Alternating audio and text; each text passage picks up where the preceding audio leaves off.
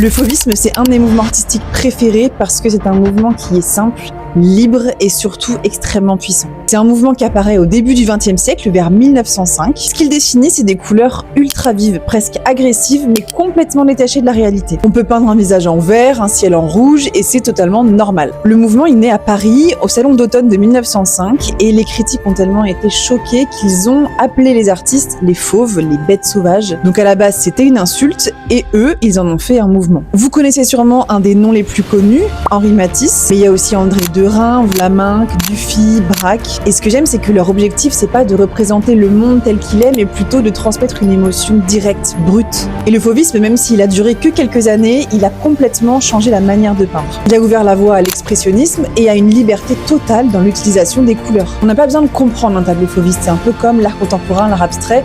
On le regarde et on le ressent.